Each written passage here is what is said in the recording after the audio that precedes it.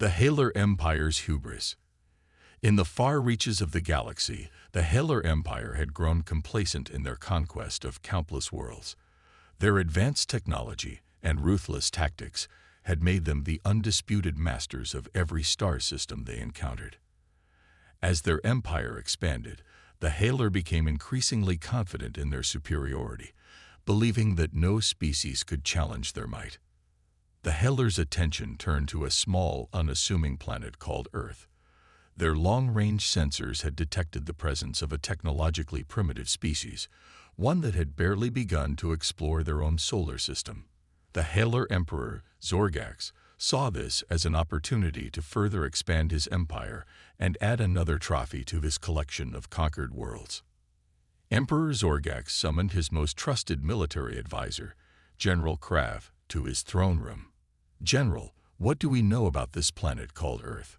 Zorgax asked, his voice dripping with disdain. Krav bowed before his emperor, his four eyes glinting in the dim light. "My lord, our scouts report that the humans of Earth are a primitive species, with technology barely advanced enough to reach their own moon. They pose no threat to our empire." Zorgax leaned back in his throne, a cruel smile playing across his reptilian features. "Excellent. Prepare the fleet for invasion. We will crush these humans and add their world to our empire." As the Haelor fleet assembled, consisting of massive warships bristling with advanced weaponry, the Emperor's confidence grew. He believed that the conquest of Earth would be swift and decisive, a mere footnote in the long history of the Haelor Empire's triumphs. Little did Emperor Zorgax know that Earth was not as defenseless as it appeared. The humans had been preparing for this day for decades, ever since their first contact with an alien civilization had ended in tragedy. The Earth Defense Force, EDF, had been created in secret, tasked with protecting humanity from the dangers of the galaxy. As the Haelor fleet approached Earth, the EDF watched and waited, their own ships hidden from the enemy sensors. They had spent years studying the technology of other alien races, reverse engineering, and improving upon it in secret underground facilities. Now, as the Haelor threat loomed closer, the EDF prepared to put their plans into action. The stage was set for a confrontation that would determine the fate of not only Earth but the entire galaxy. The Haelor Empire, blinded by their own hubris, were about to face a challenge they had never encountered before. The humans, once dismissed as primitive and weak, were ready to show the galaxy the true extent of their ingenuity and determination. Earth's hidden defenses. Deep beneath the surface of the Earth, hidden from the prying eyes of the galaxy, lay the heart of the Earth Defense Force. The EDF's secret underground facilities were a marvel of human ingenuity, housing advanced technology that rivaled, and in some cases surpassed, that of the alien civilizations they had encountered. At the center of the EDF's operations was the Olympus Command Center, a vast complex that served as the nerve center for Earth's defense. It was here that the EDF's top scientists, engineers, and military strategists worked tirelessly to develop the weapons and strategies that would protect humanity from the threats of the galaxy. One of these individuals was Dr. Eliza Sorensen, a brilliant physicist who had dedicated her life to understanding and harnessing the power of advanced alien technology. Her work had been instrumental in the creation of the EDF's most powerful weapon, the Prometheus Cannon. The Prometheus Cannon was a marvel of human engineering, a massive particle beam weapon capable of slicing through the hulls of even the most heavily armored alien warships. Its power source was a closely guarded secret, the result of years of research into exotic matter and advanced energy systems. As the Haelor fleet approached Earth, Dr. Sorensen and her team were putting the final touches on the Prometheus Cannon. They knew that this weapon could be the key to humanity's survival, and they were determined to make sure it was ready for the coming battle. Meanwhile, in the Olympus Command Center's war room, EDF Supreme Commander Alexis Novak was finalizing the details of their plan to lure the Haelor into a trap. She knew that the Haelor's arrogance would be their downfall, and she intended to exploit that weakness to the fullest. "We have to make them believe that we are weak and defenseless," Commander Novak explained to her top officers. We will allow them to approach Earth unopposed, letting them think that they have caught us off guard. But when they are within range of the Prometheus cannon, we will strike." The officers nodded, their faces grim with determination. They knew that the fate of Earth and the entire human race rested on the success of this plan. As the Haelor fleet drew closer, the EDF set their plan into motion. They allowed the enemy ships to approach Earth, making no attempt to engage them. The Haelor, confident in their superiority, took this as a sign of weakness and pressed forward, eager to claim their prize. Little did they know that they were falling right into the EDF's trap. As the Haelor warships entered range of the Prometheus cannon, hidden on the dark side of Earth's moon, the humans prepared to strike. The fate of two civilizations hung in the balance, and the outcome of the coming battle would determine the course of galactic history for generations to come. The trap is sprung. As the Haelor fleet entered Earth's solar system, their sensors detected no signs of resistance. The primitive human spacecraft that the Haelor had observed in their long-range scans were nowhere to be seen, and the planet itself appeared to be defenseless. Emperor Zorgax's confidence grew with each passing moment, certain that the conquest of Earth would be a swift and decisive victory. On the bridge of the Haelor flagship, the Imperator, General Krav, stood at attention, his eyes fixed on the viewscreen that displayed the blue and green world before them. "My lord," he said, turning to face Emperor Zorgax, "we are approaching Earth. Shall I give the order to begin the invasion?" Zorgax nodded, a cruel smile spreading across his face. "Proceed, General. Let us show these primitive humans the true power of the Haelor Empire." As the Haelor warships moved into position, their weapon systems charging in preparation for the assault, a sudden burst of energy erupted from behind Earth's moon.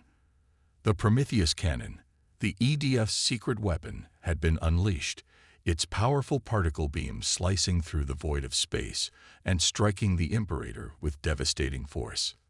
The Haelor flagship shuddered under the impact, its shield straining to absorb the tremendous energy of the blast. Alarms blared throughout the ship as the crew scrambled to assess the damage and mount a counterattack.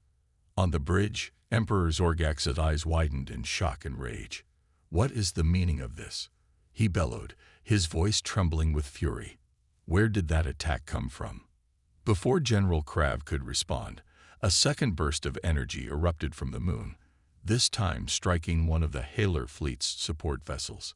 The ship exploded in a brilliant flash of light, its debris scattering across the void. "My lord," Krav said, his voice tight with tension, "it appears that the humans have some sort of advanced weapon hidden on their moon. Our sensors did not detect its presence." Zorgax's eyes narrowed, his mind racing as he tried to comprehend the situation. How could the primitive humans possess such advanced technology? He had been certain that their conquest would be easy, but now it seemed that he had vastly underestimated his enemy. As the Haelor fleet struggled to regroup, the EDF struck again. A squadron of advanced human fighters, equipped with powerful energy weapons and cloaking technology, emerged from their hidden bases on Earth and swarmed the Haelor warships. The alien vessels, caught off guard by the sudden attack, found themselves outmaneuvered and outgunned by the nimble human craft. In the Olympus Command Center, Supreme Commander Novak watched the battle unfold with a grim sense of satisfaction. Her plan had worked perfectly, and the Haelor were now on the defensive, struggling to adapt to the unexpected resistance they faced. "Keep the pressure on," she ordered, her voice calm and measured. "We cannot give them a chance to regroup. Every ship we destroy now is one less that can threaten Earth in the future." As the battle raged on, the true extent of humanity's ingenuity and determination became clear. The EDF's advanced weapons and tactics, born from years of secret preparation and reverse engineering of alien technology, proved to be more than a match for the Haelor's superior numbers and firepower. But the fight was far from over. The Haelor, though caught off guard, were still a formidable enemy, and they would not give up easily. As the two fleets clashed in the skies above Earth, the fate of the planet and the entire human race hung in the balance, and the outcome of the battle was far from certain. Humanity's ingenuity. As the battle raged on, the EDF's innovative tactics and advanced weaponry began to take their toll on the Haelor fleet. The human fighters, with their cloaking technology and nimble maneuverability, were able to strike at the enemy ships with devastating precision, while the Prometheus cannon continued to unleash its devastating particle beam attacks from the moon. On the bridge of the Imperator, Emperor Zorgax watched in growing frustration as his fleet struggled to counter the humans' unexpected resistance. "General Krav," he snarled, "I want those human fighters destroyed. Deploy our interceptors and bring me the head of their commander." Krav bowed, his 4 eyes glinting with determination. "As you command, my lord." He turned to the ship's tactical officer and barked out orders, dispatching a squadron of Haelor interceptors to engage the human fighters. But the EDF had anticipated this move. As the Haelor interceptors closed in on the human fighters, a new weapon came into play.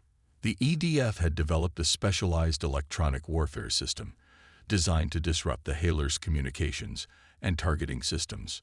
The human fighters, equipped with this advanced technology, were able to jam the Haelor's sensors and communications, rendering their interceptors effectively blind and unable to coordinate their attacks.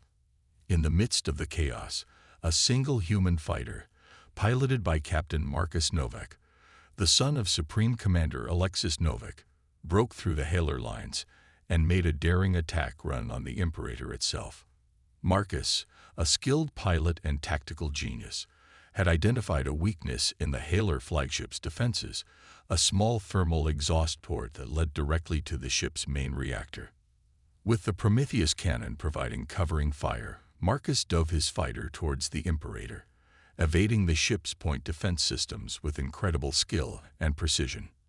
As he approached the thermal exhaust port, he fired a volley of high-yield proton torpedoes, which streaked through the void and disappeared into the small opening. For a moment, nothing happened. Then, a brilliant explosion erupted from deep within the Imperator, as the proton torpedoes found their mark and detonated the ship's main reactor. The Haelor flagship shuddered and began to break apart, its hull fracturing as secondary explosions tore through its superstructure. On the bridge, Emperor Zorgax could only watch in horror as his ship, the symbol of his empire's might, crumbled around him. "Impossible," he whispered, his voice trembling with a mixture of rage and disbelief. How could the humans have done this? As the Imperator began to disintegrate, the rest of the Haelor fleet fell into disarray. Without their flagship to coordinate their efforts, the alien warships were vulnerable to the EDF's relentless attacks. The human fighters, emboldened by Captain Novak's success, pressed their advantage, picking off the Haelor ships one by one. In the Olympus Command Center, Supreme Commander Novak watched with pride as her son's fighter emerged from the wreckage of the Imperator, battered but intact. She knew that the battle was far from over, but the tide had turned in humanity's favor. The Haelor, once so confident in their superiority, were now on the defensive, struggling to adapt to the humans' ingenuity and determination.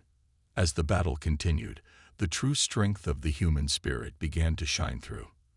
Against all odds, the people of Earth had united in the face of a common threat, pooling their resources and knowledge to create a fighting force capable of standing toe-to-toe with the most powerful empire in the galaxy. It was a testament to the resilience and adaptability of the human race, and a warning to any who would seek to underestimate them in the future. The turning point.